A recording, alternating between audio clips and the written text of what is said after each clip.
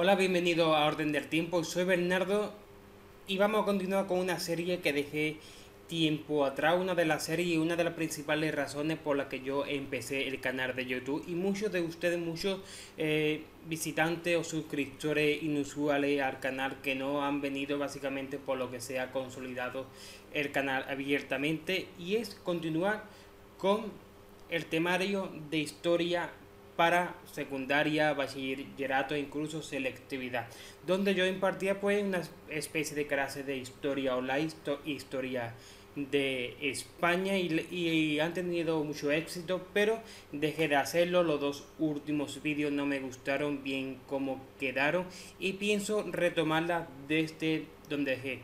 Igualmente, si estás viendo este vídeo junto con la serie de historia del arte, de nuevo te doy la bienvenida aquí a Orden del Tiempo, y tendrá un gran temario tanto de historia de España como de historia del arte. Este vídeo de presentación estará en las dos series y vamos a comenzar hoy en día. Y para que todo no sea problema, no sé si pondré un croma en un futuro detrás donde ayudaré, o mi voz estará en off. Sin duda vamos a continuar ahora mismo con el comienzo de esta nueva serie.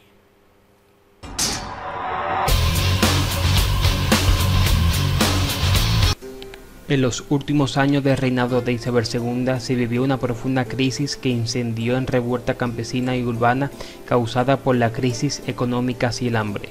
El gobierno liberal conservador de Narváez desplazaba del poder a unionistas, progresistas, demócratas y republicanos, lo que llevó a algunos burgueses militares a distanciarse del régimen autoritario del gobierno, que no dudó en usar la violencia contra manifestantes y revoltosos. La reina cada vez era más impopular y se criticaba su escandalosa vida sexual y su despreocupación por el gobierno. En 1866 la oposición a la reina y al gobierno conservador se manifestó en la firma del Pacto de Ostende, donde progresistas, republicanos y demócratas acordaron expulsar a los Borbones del trono y democratizar la vida política. La Unión Liberal, dirigida por Serrano tras la muerte de O'Donnell y que hasta entonces no se había decantado, se pronunció también a favor del pacto.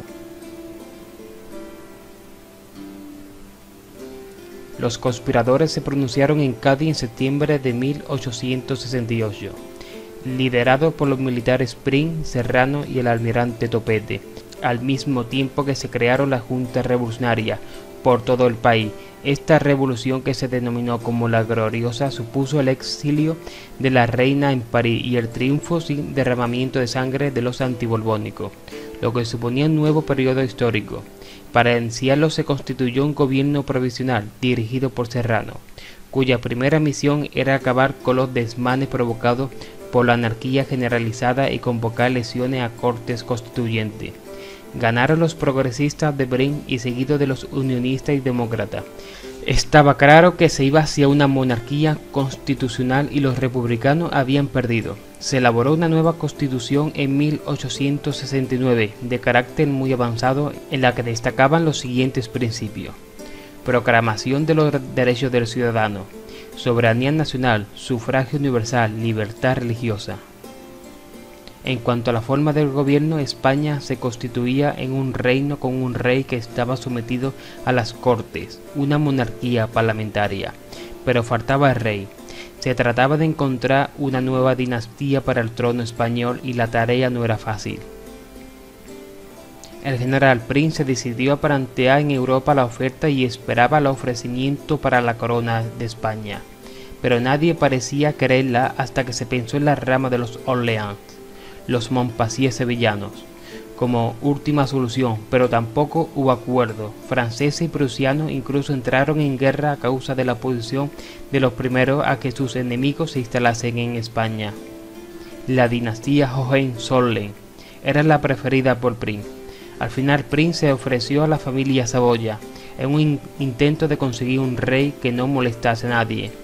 Las negativas del principio se convirtieron en una aceptación final, cuando don Amadeo de Saboya, duque de Aosta, aceptó la corona en 1870, pero el nuevo rey no hubo entrado nunca en las cábalas de los españoles, y desde un principio sintió el rechazo de todo, incluso del gobierno, pues su único valedor, el general Prim, fue asesinado mientras don Amadeo I navegaba hacia la península. El régimen amadista estaba abocado al fracaso desde el principio. La buena voluntad de don Amadeo no bastaba ante la oposición sistemática de todo a un rey que ni siquiera hablaba español. Intentó un sistema de turnismo bipartidista, apoyado por los dos grupos del liberalismo progresista más importantes, los constitucionalistas de Sagasta y los radicales de Ruiz Zorrilla, pero estos últimos no quisieron aceptar las condiciones y el intento fracasó. En ese estado de cosas solo podían ir beneficiados los republicanos, que se lanzaron abiertamente al ataque, apoyados por los elementos obreros y campesinos que se veían como única salvación de sus miserias a la república. Para estos mismos años se habían establecido en España la delegación de la AIT fundada por Karl Marx. La Internacional fue un detonante en el enfrentamiento de las clases trabajadoras contra la burguesía gobernante al ser declarada inconstitucional y por tanto prohibida por el régimen. Además, en 1872, los carlistas volvieron a declarar la guerra civil bajo el grito de «¡Viva España y abajo el extranjero!». El nuevo pretendiente, Carlos VII, era un joven muy distinto a su abuelo, más intelectual, supo dar al movimiento un aire renovador y de preocupación social, alejado de los planteamientos absolutistas, aunque enlazando con la tradición católica española. El movimiento cobró pronto importancia, sobre todo en el norte.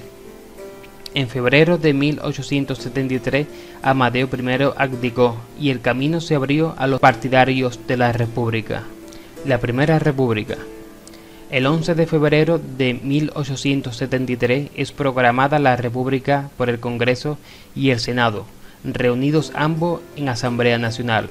Poco después se eligió el primer gobierno de coalición radical republicana, bajo la presidencia de Estanislao Figueras, del ala federalista. En realidad, los republicanos federalistas, grupo desgajado de los demócratas, eran minoría, y en los radicales eran mayoría los monárquicos, pero en el pacto parecía la única salida a los problemas del país, ya que la posible solución alfonsina no estaba aún lo bastante madura. La república llenaba de vacío de poder en un momento muy crítico. Con la guerra carlista increciendo, la hacienda pública exhausta, un ejército de mayoría moderada y monárquico, el nulo apoyo de las potencias extranjeras, un movimiento obrero y los tradicionales problemas económicos de siempre. Los grupos sociales más bajos radicalizaron su postura ante los propietarios cada vez más temerosos de la revolución y una manifiesta la incapacidad republicana para atajar los desmanes, sobre todo en Andalucía. Muchos creyeron llegado el momento de atacar la propiedad e incluso de proclamar el Estado catalán dentro de la República Federal Española, y eso trajo el enfrentamiento de la sociedad y el desasosiego de la burguesía y las clases medias. En general, eso condujo a la misma tensión dentro de las filas del gobierno radical republicano y al desencanto de las masas obreras, que creyeron en una república transformadora y se encontraron con una república moderada y antiobrera.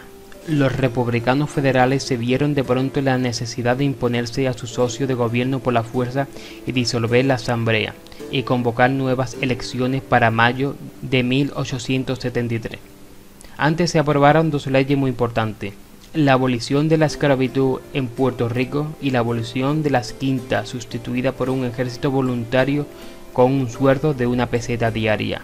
Con el cambio de signo del gobierno, los elementos más conservadores y ricos abandonaron el país por miedo a la radicalización republicana y engrosaron las filas alfonsinas. En mayo ganaron las elecciones por mayoría los federales, aunque el abstencionismo fue alto, un 60%. Las masas obreras seguían dudando de la república, a la que veían como un sistema al servicio de la burguesía. En esta misma época, el movimiento obrero internacional vive la división, desde 1872, entre marxistas y vacunistas, anarquistas. Estos últimos eran los más fuertes en el movimiento español, y de ahí su apolitismo, y que no existiese un partido socialdemócrata. La Corte Republicana de 1872 elaboraron un proyecto de constitución según la cual el país quedaba constituido por 15 estados federales que de mutuo acuerdo constituían en unirse en un solo estado. A estos 15 se sumaban Cuba y Puerto Rico. Esta idea federalista, mal interpretada y mezclada con ribetes anarquistas, condujo por exceso a una serie de revueltas que se propagaron con enorme rapidez entre poblaciones que se decidían a programar a través de juntas revolucionarias su independencia, constituyéndose en república o cantón al modo suizo. La decisión de declararse independiente se relaciona con el propio desencanto de muchos sectores de la baja burguesía y el proletariado hacia la propia república, que no terminaba de colmar sus aspiraciones y a la que consideraban muy limitada frente a los grandes propietarios y la alta burguesía industrial. El movimiento pronto alcanzó tintes muy violentos, especialmente en las poblaciones industriales como Alcoy, donde se linchó al alcalde y se tomaron las fábricas, o Cartagena, donde los dirigentes se hicieron los dueños con el apoyo de algunos jefes militares, del arsenal y de la escuadra naval fondeada en dicho puerto. En julio, ya de presidente Pi y Margall, estallan las revueltas cantonales y se recrudece la guerra carlista. El presidente Pi y Margall, apóstol del federalismo, consideró su responsabilidad en tales hechos y dimitió. Fueron principalmente poblaciones de Valencia, Murcia y Andalucía las que se declararon independientes. El cantón de Cartagena fue quizás de mayor fuerza, por los motivos citados anteriormente, y en una primera fase se dedicó incluso a propagar el movimiento insurreccional entre sus vecinos. En una segunda fase se dedicó a defenderse hasta la derrota final. La flota a sus órdenes llegó a poner en jaque a la marina española e incluso a la internacional, por lo que llegó a ser considerada como una flota pirata. En Andalucía, los cantones más importantes se declararon en Sevilla, Málaga, Granada, Cádiz, Utrera, Bailén, Andújar, Tarifa y Algeciras, entre muchos otros de menos relevancia. Los movimientos cantonales andaluces casi siempre estuvieron ligados a los problemas de la tierra, y es por eso que los anarquistas y otros elementos revolucionarios vieron en ellos las posibilidades de regeneración de la clase trabajadora como tanto habían esperado, aunque la pequeña y mediana burguesía también resultó muy activa. Las revueltas cantonales favorecieron por un lado las disensiones internas republicanas, el asentamiento de la política centralista, al tiempo que dieron al ejército un enorme poder que luego usó contra la propia república. El problema cantonal se agudizaba con la caída de Pi y Margall, que supuso un viraje a la derecha. Su sucesor, Nicolás Salmerón, será el encargado de sofocar la revuelta cantonal enviando militares alfonsinos como Pavía al sur y Martínez Campos al levante. El último cantón en caer es de Cartagena, por lo que lo hará en enero de 1874, con la república finiquitada y en pleno gobierno de Serrano, debido a su potencial militar, sobre todo naval, y al valor de los insurrectos. Al mismo tiempo se había producido en Alcoy la primera huelga general revolucionaria, sofocada con mucha dureza en la represión sobre los obreros y más tarde sobre sus organizaciones. La derechización es máxima cuando accede a la presidencia Emilio Castelar en septiembre de 1873, como se demuestra con la vuelta de los financieros y propietarios burgueses. El programa de Castelar se reducía al restablecimiento del orden, la autoridad y el gobierno, según sus propias palabras. En ese orden de cosas, la confianza que depositaba en los militares, la mayoría alfonsina, solo podía suponer el fin de la república, que llegó el 3 de enero de 1874. Al entrar las tropas al mando de Pavía en el Congreso y forzar la disolución con la estampida de los diputados, el golpe suponía el prólogo de la restauración monárquica en la persona del príncipe don Alfonso de Borbón, aunque el puente entre los dos sistemas fuese la dictadura del general Serrano, que se dio hasta el mes de enero de 1875, cuando se pronuncia en Sagunto el general Martínez Campos. La fuerza política durante el Sexenio Democrático de 1868 a 1874. En la extrema derecha.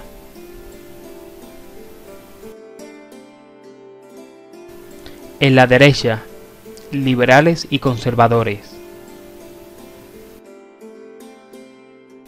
En el centro, liberales, progresistas y demócratas. En la izquierda.